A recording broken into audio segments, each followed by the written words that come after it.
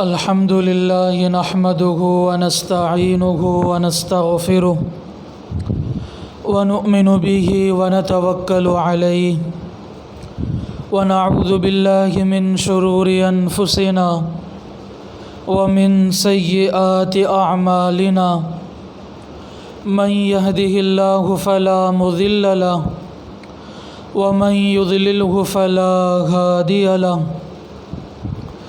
ونشهد أن لا إله إلا الله وحده لا شريك له ونشهد أن سيدنا وسندنا وإمامنا ومولانا محمدًا عبده ورسوله صلى الله عليه وسلم تسليمًا كثيرًا كثيرًا. أما بعد، أعوذ بالله من الشيطان الرجيم. بسم الله الرحمن الرحيم. قل إن كنتم تحبون الله فاتبعوني. صدق الله العظيم.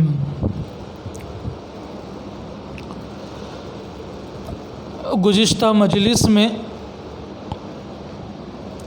درس سنن و آداب میں کھانا کھانے کے متعلق آداب کا تذکرہ چل رہا تھا. اللہ تعالیٰ کے فضل و کرم سے کھانے کے متعلق جو آداب ہمیں نبی علیہ الصلاۃ والسلام کی پیاری زندگی سے معلوم ہوئے،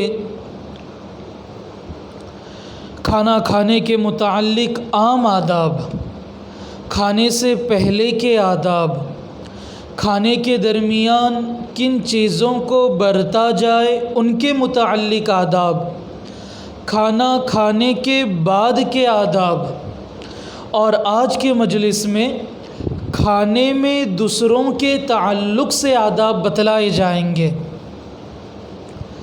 کھانے سے متعلق جو عام آداب ہوتے ہیں وہ تو ہمیں پتہ چلا.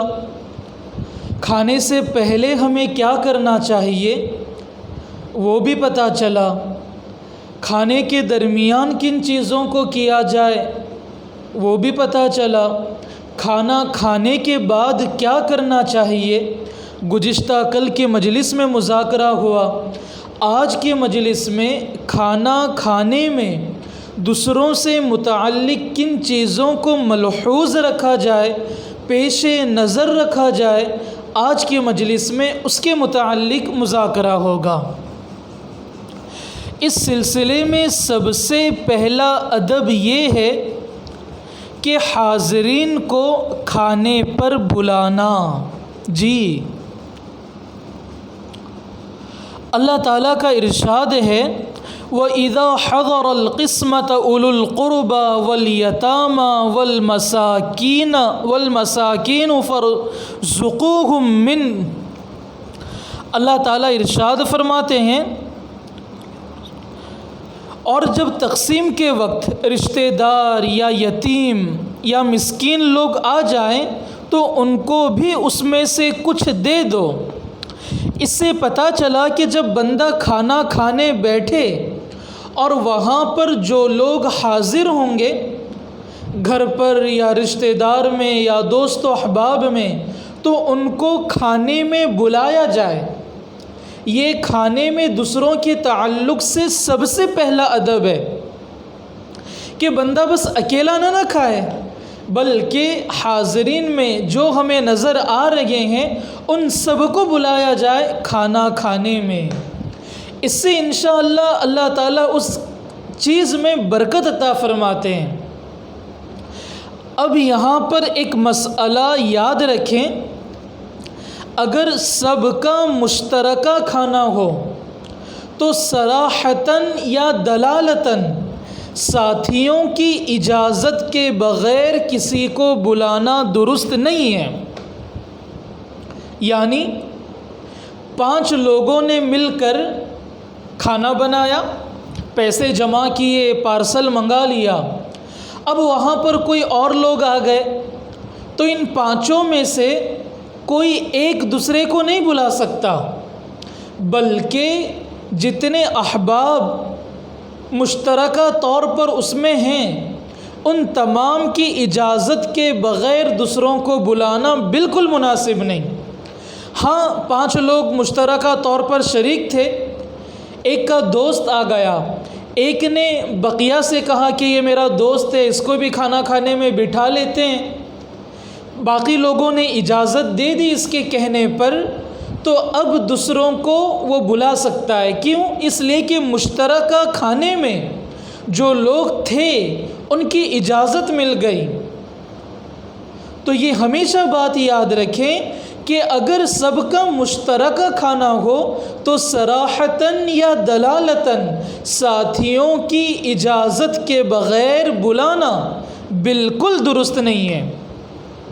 تو جہاں پر ہمیں یہ پتہ چلا کہ کھانا کھانے میں حاضرین کو کھانے پر بلایا جائے، وہیں پر ہمیں یہ نوٹ ہمیشہ پیش نظر رکھنا چاہیے کہ سب کا مشترکہ کھانا ہو تو صراحتاً یا دلالتاً ساتھیوں کی اجازت کے بغیر دوسروں کو نہ بلایا جائے۔ جی، اسی طرح بندے کو چاہیے کہ خادم کو یا اپنے ساتھ کھلانا یا کم از کم اس کو کچھ نہ کچھ دے دینا چاہیے۔ جیسے مثال کے طور پر ہم گھر پر کھانا کھانے بیٹھے ہوئے، ہمارے گھر پر کام کرنے والے لوگ بھی گھروں پہ موجود ہوتے ہیں، کاموں میں مصروف ہوتے ہیں، تو پہلا درجہ یہ ہے کہ ان کو بھی کھانے میں بلایا جائے، ان کو بھی کھانے میں بلایا جائے، یا کم از کم ہم ان کو بلا کر اپنے ساتھ شریک نہیں کر سکتے تو کھانے میں سے کچھ نہ کچھ ان کے لیے ضرور دیا جائے یا چھوڑا جائے۔ اب حدیث سنیں، بخاری شریف کے اندر حدیث موجود ہے، اللہ کے نبی علیہ الصلوۃ والسلام نے ارشاد فرمایا، جب تمہارا خادم تمہارے پاس کھانا لے کر آئے تو اگر اس کو اپنے ساتھ نہ بٹھاؤ تو کم از کم 1-2 لقمے اسے ضرور دے دو۔ پہلا درجہ کیا پتہ چلا؟ اگر ہمارے دوست و احباب میں، خدام میں جس نے ہمارے لیے کچھ کھانا لایا تو ہم اس کو اپنے ساتھ بٹھا کر کھلائیں۔ جی، یہ پہلا درجہ ہے، اور اگر بٹھا نہیں سکتے تو کم از کم اسے 1-2 لقمے ضرور دے دیں۔ یہاں پر میں ایک بات کی طرف وضاحت اور اشارہ کرنا چاہتا ہوں۔ جیسے آج ہمارے ماحول میں، معاشرے میں ایک چیز عام ہے، جیسے مثال کے طور پر میں بازار جا رہا تھا، ہمارے پڑوسی نے بھی مجھ سے کہا کہ میرے لیے بھی کچھ سامان لے کر آؤ۔ اب دیکھیں، یہ بندہ تیار تو ہو گیا اس کا سامان لانے کے لیے، کیوں؟ یہ تو بازار جا ہی رہا تھا۔ مزید اس کے پڑوسی نے، اس کے چاہنے والے نے، رشتہ داروں میں سے کسی نے یا دوست و احباب میں سے کسی نے اسے کچھ کہا کہ جب تم جا رہے ہو تو میرے لیے بھی کھانا لانا یا کوئی چیز لانا، فلاں فلاں۔ اس نے لے آیا تو اس کو چاہیے کہ اس میں سے کچھ نہ کچھ ضرور دے دے، یا اس سے یہ کہے کہ بھائی تم میرا کام کر رہے ہو، تم میرے لیے فلاں چیز لا رہے ہو، اپنے لیے جو پسند ہو 50-60 روپے کے تم بھی لے لینا۔ یا پھر وہ نہیں لے گا یا وہ انکار کر سکتا ہے تو ہم اپنے اعتبار سے اس کو دینے کے لیے اس کے اعتبار سے اس کے مطابق کہیں کہ 50 روپے کی مجھے یہ چیز لے آئے۔ جب وہ لا کر دے دے گا تو اس میں سے تھیلے میں سے وہ چیز نکال کر اس سے یہ کہیں کہ یہ تمہیں میری طرف سے ہے۔ تو دوستو، اس حدیث پر ایک نہ ایک اعتبار سے عمل ہو جائے گا۔ جی، اسی طرح دوستو، کھانے پینے کے وقت ایک خاص چیز کی طرف متوجہ ہے کہ کھانے پینے کے وقت بلا وجہ حلت اور حرمت کی تحقیقات نہ کرنا۔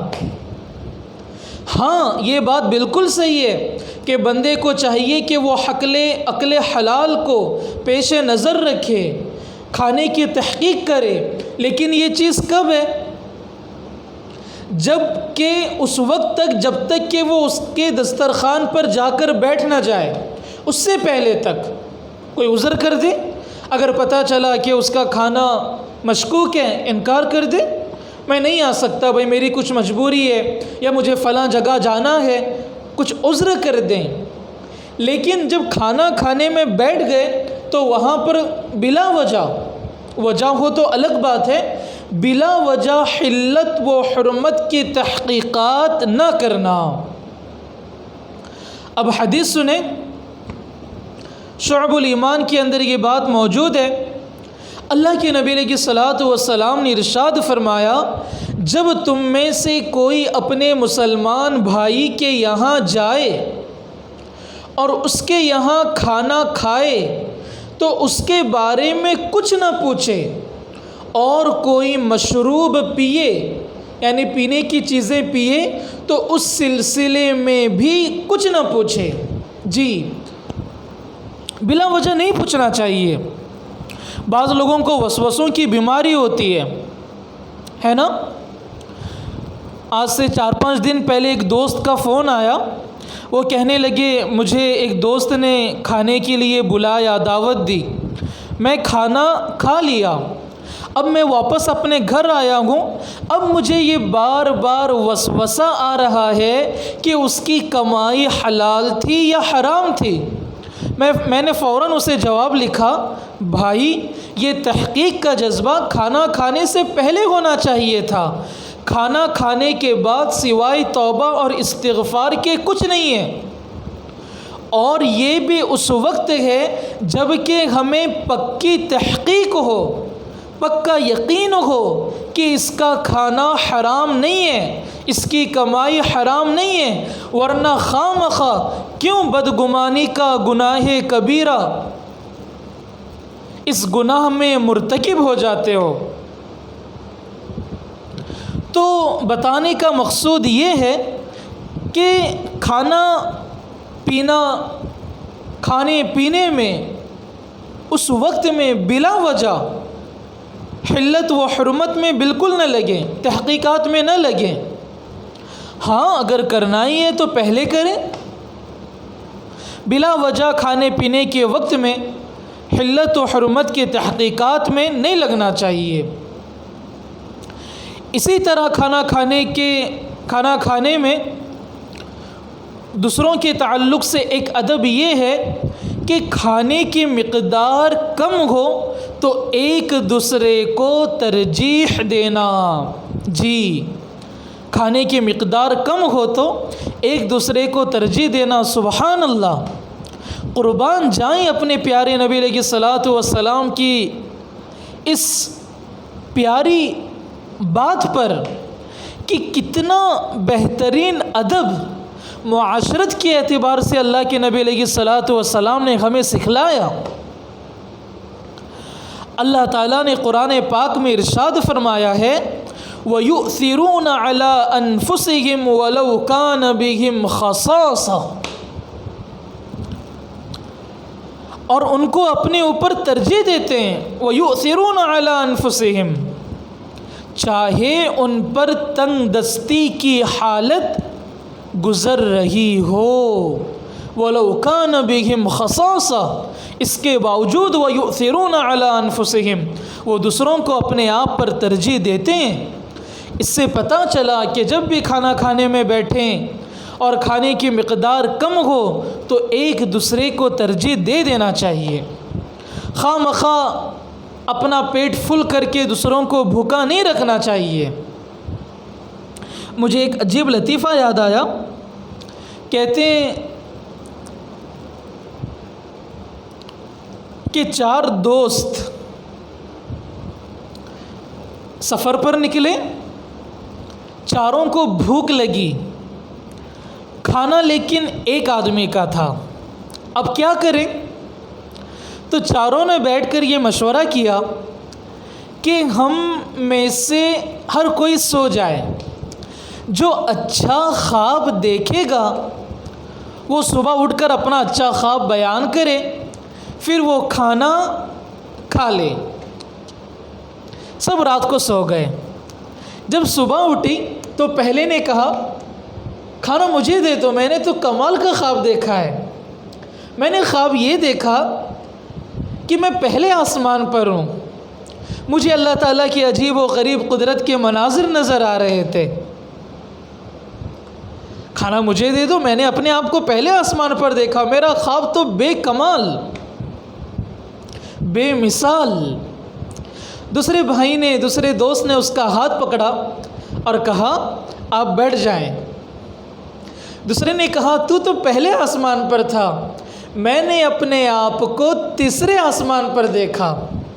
تیسرے آسمان پر میری فلاں نبی سے ملاقات ہوئی، میں نے وہاں پر اللہ تعالیٰ کی قدرت کے کرشمے دیکھے، کاریگری کا مظاہرہ میرے سامنے ہو گیا۔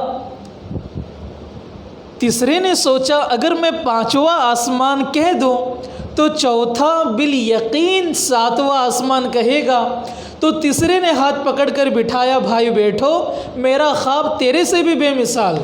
اس نے کہا وہ کیا؟ کہتا ہے کہ میرا خواب یہ ہے میں نے اپنے آپ کو ساتویں آسمان پر دیکھا، وہاں مجھے اللہ کا عرش نظر آ رہا تھا، جنت نظر آ رہی تھی، فرشتے نظر آ رہے تھے۔ تینوں نے اپنے اپنے خواب بیان کر دیے۔ جو چوتھا تھا وہ بالکل خاموش بیٹھا ہوا تھا۔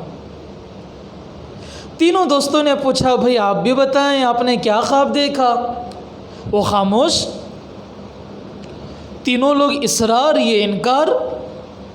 تینوں نے خوب اصرار کیا۔ اصرار کے بعد یہ کہنے لگا کیا کروں، میں جب رات میں سویا میرے پاس جنات آیا، اس کے ہاتھ میں تلوار تھی، اس نے کہا کہ پورا کھانا کھا لو ورنہ میں تجھے مار ڈالوں گا۔ میں نے ڈر سے پورا کھانا کھا لیا۔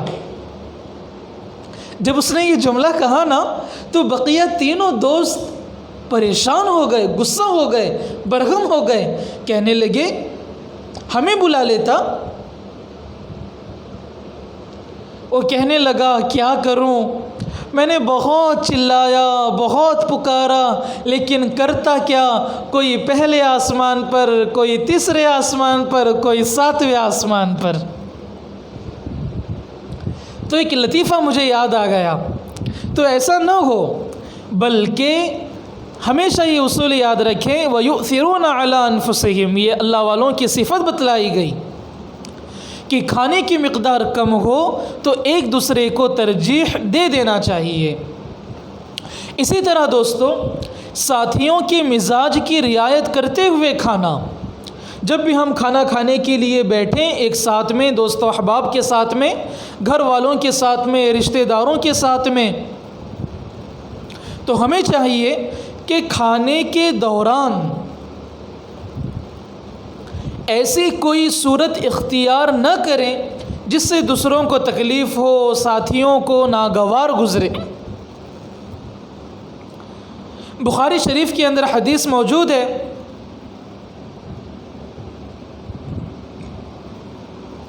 المسلم من سلم المسلمون من لسانه ویدہ۔ اللہ کے نبی علیہ السلام نے ارشاد فرمایا کامل مسلمان وہ ہے جس کے زبان اور ہاتھ سے دوسروں کو تکلیف نہ پہنچے۔ اللہ اکبر، کتنی پیاری بات بتلائی اللہ کے نبی علیہ السلام نے۔ تو کھانے کے دوران ایسے کوئی صورت اختیار نہیں کرنی چاہیے جس سے اس کی ذات سے دوسروں کو تکلیف پہنچے۔ الادب فی الدین، اس کتاب کے اندر ایک بات موجود ہے، کھاتے وقت موت یا کسی ناگوار چیز کا تذکرہ نہیں کرنا چاہیے تاکہ حاضرین کو کدورت نہ ہو، تکلیف نہ ہو۔ اس سے پہلے بھی میں نے یہ بات عرض کی تھی کہ کھانا کھانے میں کوئی ایسی بات نہ کہے کہ بندہ کدورت محسوس کرے۔ اور میں نے حضرت والا شاہ ہردوئی نور اللہ مرقدہ ہمارے دادا شیخ رحمت اللہ علیہ کا قول بھی نقل کیا تھا کہ حضرت نے یہاں تک لکھا ہے کہ کھانا کھانے کے درمیان مسئلہ بھی نہ پوچھا جائے، اس لیے کہ ذہن پر بوجھ پڑے گا۔ تو کھانا کھاتے وقت کسی ناگوار چیز کا تذکرہ نہیں کرنا چاہیے تاکہ لوگوں کو کدورت نہ ہو۔ اسی طرح ایک ادب یہ بھی یاد رکھیں، ایک ساتھ ایک سے زائد کھجوریں یا انگور یا 2 بسکٹیں جو بھی ہو اس طرح کی چیزیں نہیں کھانی چاہیے ایک ساتھ میں۔ جو ساتھ میں شریک طعام ہوتے ہیں، کھانا کھانے میں ساتھ ہوتے ہیں، ان کی اجازت کے بغیر نہ کھایا جائے۔ جی، اس چیز کا بہت لحاظ رکھا جائے۔ قربان جائیں اللہ کے نبی علیہ الصلوۃ والسلام پر کہ کتنی پیاری چیزیں اللہ کے نبی علیہ السلام ہمیں سکھلا گئے۔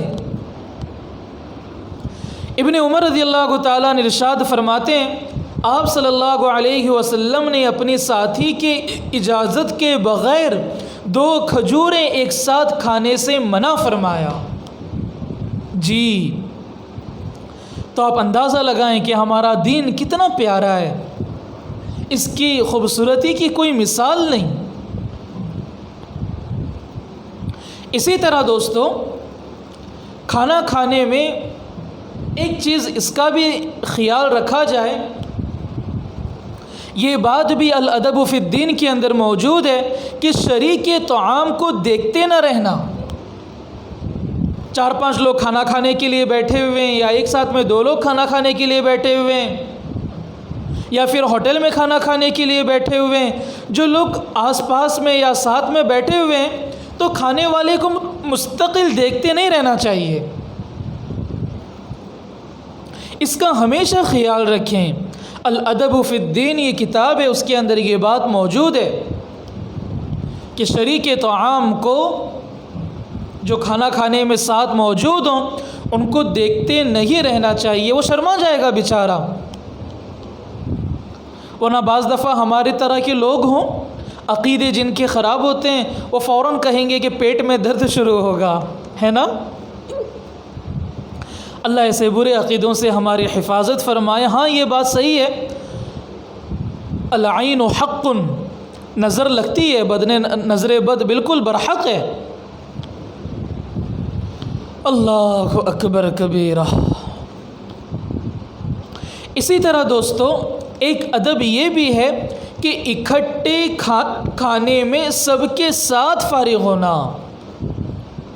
اجتماعی طور پر کھانا کھا رہے ہیں تو بیٹھنے میں بھی اور کھانا کھانے سے فارغ ہونے پر بھی اکٹھے ہی اٹھنا چاہیے۔ جی،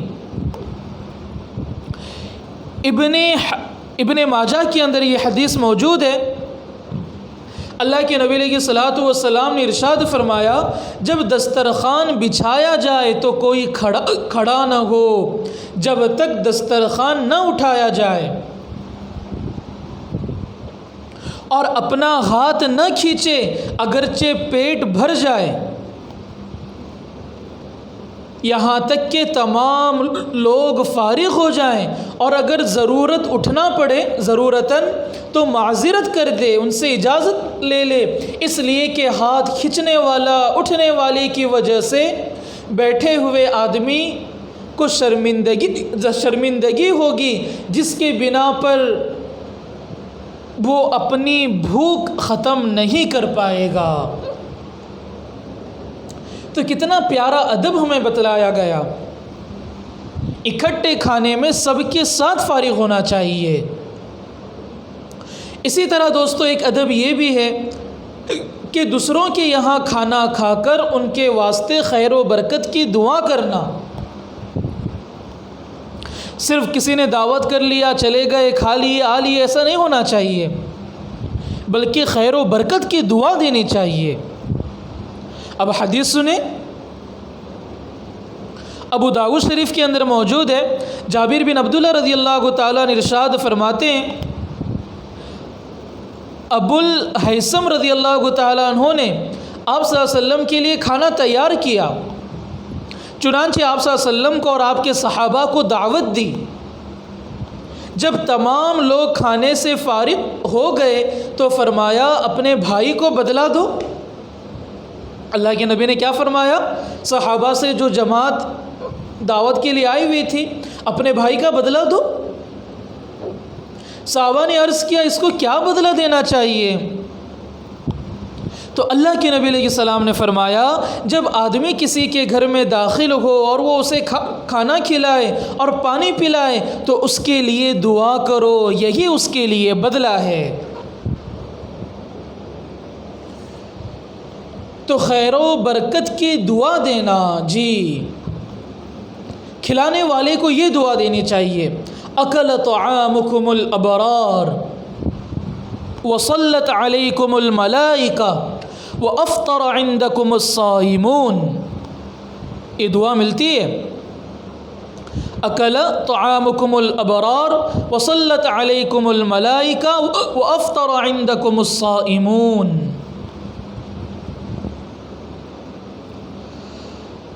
اللہ اکبر کبیرہ۔ ابو داؤد شریف کے اندر موجود ہے، آپ صلی اللہ علیہ وسلم کسی صحابی کے مکان پر کھانے کے لیے تشریف لے گئے، تو جب کھانے سے فارغ ہو گئے تو یہ دعا فرمائی، اکل طعامکم الابرار، تمہارا کھانا نیک لوگ کھائیں، وصلت علیکم الملائکہ، اور فرشتے تم پر رحمت بھیجیں، وافطر عندکم الصائمون، اور روزے دار تمہارے گھر افطار کریں۔ کتنی پیاری دعا ہے نا۔ اور دوسری دعا یہ بھی موجود ہے، یہ دعا بھی پڑھ سکتے ہیں، اللہم بارک لہم فیما رزقتہم فاغفر لہم فرحمہم۔ اللہم بارک لہم فیما رزقتہم فاغفر لہم ورحمہم۔ اللہ اکبر کبیرہ۔ اللہ کے نبی علیہ السلام نے حضرت بصر رضی اللہ تعالیٰ عنہ کے یہاں کھانا کھانے کے بعد ان کی درخواست پر یہ دعا دی۔ بصر رضی اللہ تعالیٰ عنہ نے نبی علیہ السلام کو دعوت کی، تو انہوں نے کہا دعوت کے بعد اللہ کے نبی میرے گھر کے لیے دعا فرمائیں، تو اللہ کے نبی نے یہ دعا بتلائی تھی، اللہم بارک لہم فیما رزقتہم فاغفر لہم فرحمہم۔ جی اسی طرح دوستو، دعوت کھانے کے بعد اس بات پر ہم خاص طور پر توجہ دیں، دعوت کھانے کے بعد بلا ضرورت دیر تک بیٹھے نہ رہنا چاہیے، یہ بہت بری عادت ہے۔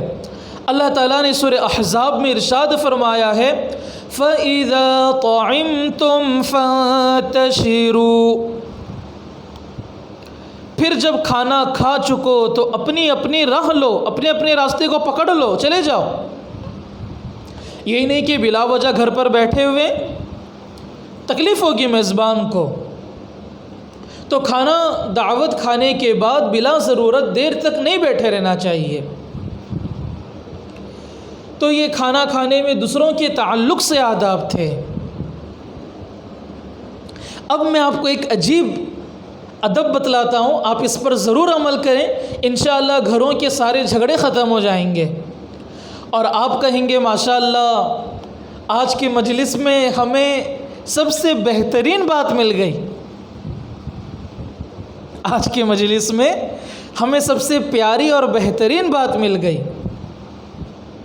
بخاری شریف کے اندر یہ حدیث موجود ہے، آپ صلی اللہ علیہ وسلم نے حضرت سعد بن ابی وقاص رضی اللہ تعالیٰ عنہ سے فرمایا کہ تو جو بھی نفقہ اللہ کے لیے خرچ کرے گا تجھے اس پر اجر دیا جائے گا۔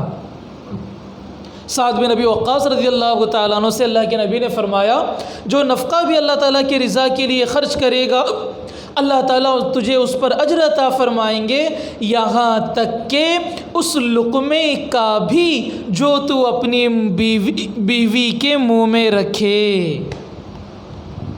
سبحان اللہ۔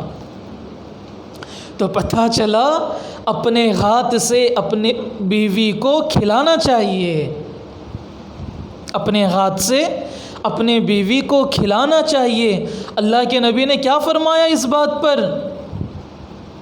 اللہ تجھے اجر دے گا اس پر، یہاں تک کہ لقمہ ڈالے فی امرأتک،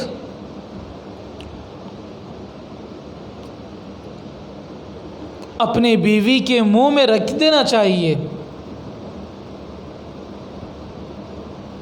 تو سعد بن ابی وقاص رضی اللہ تعالیٰ عنہ سے فرمایا کہ جو تو اللہ تعالیٰ کی رضا کے لیے نفقہ دے گا، خرچ کرے گا، اللہ تجھے اس پر اجر عطا فرمائیں گے، یہاں تک کہ اس لقمے پر بھی اجر عطا فرمائیں گے جو لقمہ تو اپنے بیوی کو اپنے ہاتھ سے کھلاتا ہے۔ تو پیارے دوستو، اس حدیث پر بھی عمل کریں، اس سے محبتیں بڑھیں گی، شکوک و شبہات ختم ہو جائیں گے، پریشانیاں، دقتیں، تکالیف، جھگڑے، فسادات، اختلافات، انتشارات، جتنی چیزیں ہو سکتے ہیں ساری چیزیں ختم ہو جائیں گی، محبتیں بڑھیں گی، پیار بڑھے گا، اپنی بیوی کی محبت دل میں بڑھے گی، دوسروں کو دیکھنے میں جھجک محسوس ہوگی، دیکھے گا ہی نہیں، نفرت پیدا ہو جائے گی۔